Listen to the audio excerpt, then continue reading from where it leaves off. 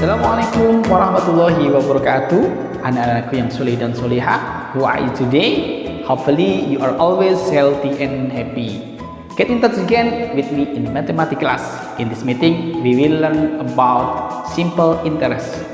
Pada pertemuan kali ini kita akan belajar berkaitan dengan bunga tunggal.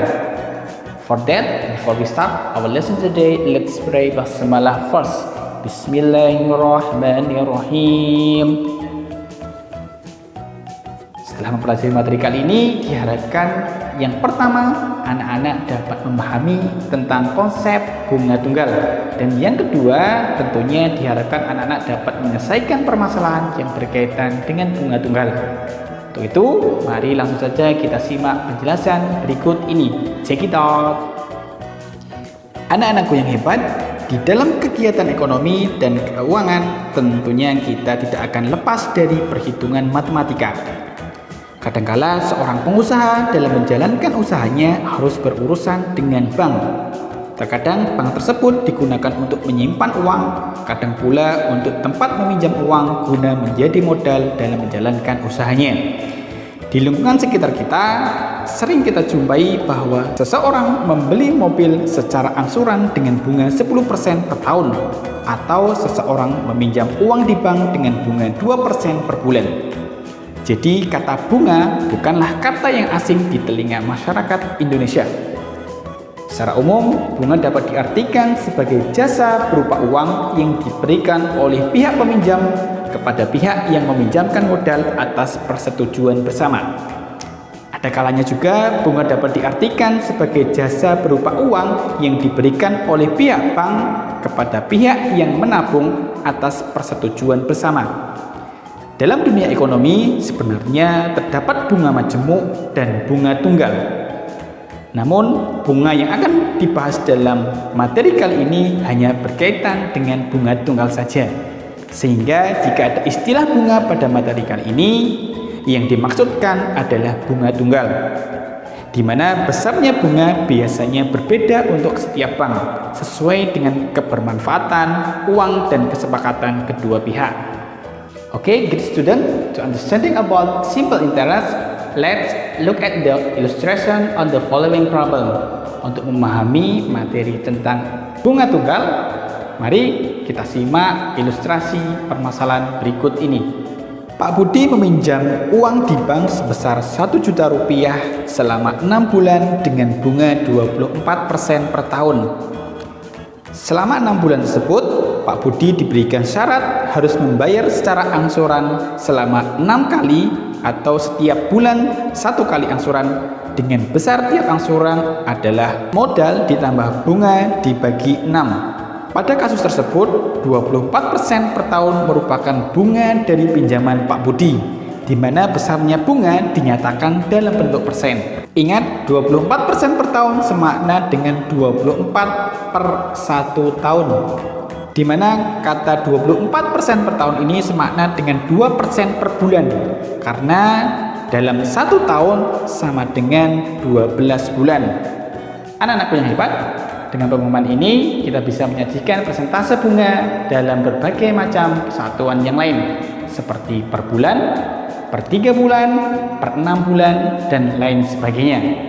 Jika seseorang meminjam uang di bank sebesar M dengan perjanjian bahwa setelah 1 tahun dari waktu peminjaman harus mengembalikan pinjaman tersebut sebesar M ditambah B, maka orang tersebut telah memberikan jasa terhadap bank sebesar B per 1 tahun atau per tahun, di mana jasa sebesar B disebut dengan bunga, sedangkan M merupakan besarnya pinjaman yang disebut dengan modal.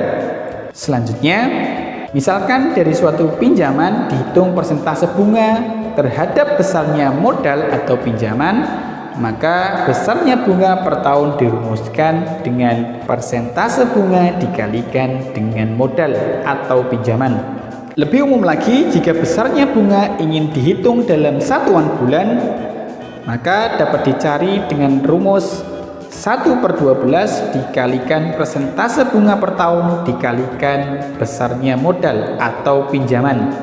Lebih lanjut, perlu dipahami bahwa dua rumus tersebut sebenarnya sama. Bedanya adalah pada rumus pertama, bunga disajikan dalam satuan tahun, sedangkan pada rumus kedua, bunga disajikan dalam satuan bulan. Sebagai contohnya, Pak Rudi berencana membangun usaha produksi sepatu di daerah Tanggulangin, Sidoarjo.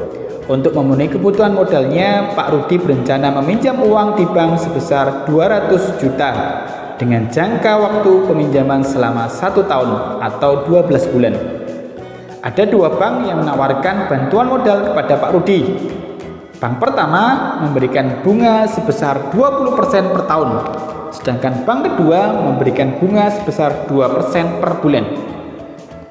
Kedua bank tersebut memberikan persyaratan untuk mengangsur tiap bulan dengan nominal tetap. Jika anak-anak sebagai Pak Rudi, maka bank mana yang akan anak-anak pilih untuk meminjam modal usaha? Dari soal tersebut diperoleh informasi besarnya pinjaman sebesar 200 juta rupiah.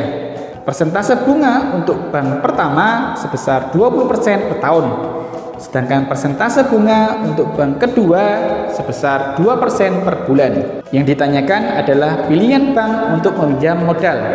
Tentunya bank yang akan dipilih adalah bank yang memberikan bunga yang lebih kecil. Pada kasus tersebut, mari kita uraikan besarnya bunga yang harus ditanggung oleh Pak Rudi dari meminjam uang tersebut.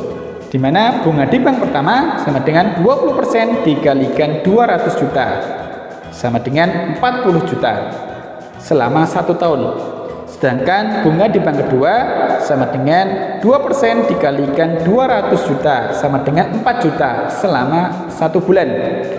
Ingat, besarnya persentase bunga yang diberikan oleh bank kedua adalah dalam satuan bulan. Sehingga jika langsung kita kalikan dengan besarnya modal, maka didapat nominal bunga dalam satuan bulan juga. Karena Pak Rudi berencana meminjam selama 12 bulan, maka besarnya bunga untuk bank kedua menjadi 4 juta dikalikan 12 sama dengan 48 juta. Dengan memperhatikan nominal bunga yang harus Pak Rudi tanggung, tentu Pak Rudi akan memilih meminjam di bank pertama karena beban bunga yang harus kita tanggung lebih sedikit. Anak-anakku yang hebat, sampai di sini sudah paham ya berkaitan dengan simple interest atau bunga tunggal. Alhamdulillah. Nah, bagi anak-anak yang ingin jadi seorang pengusaha, tentu pengambilan keputusan seperti yang dijelaskan tersebut sangatlah penting. Selain itu, dengan memahami materi ini, anak-anak bisa juga loh membantu ayah dan bunda di rumah yang berprofesi sebagai pengusaha. Nah, selanjutnya ingat bahwa di teladan semua anak itu hebat. Oke, mari kita akhiri pembelajaran kali ini dengan berdoa bersama-sama. Before we close our lesson today, let's pray hamdalah together. Pray begin. Alhamdulillahirabbil alamin. Oke, anak-anakku yang hebat, thanks for your attention and see you on the next lesson. Akhiri. Wassalamualaikum warahmatullahi wabarakatuh.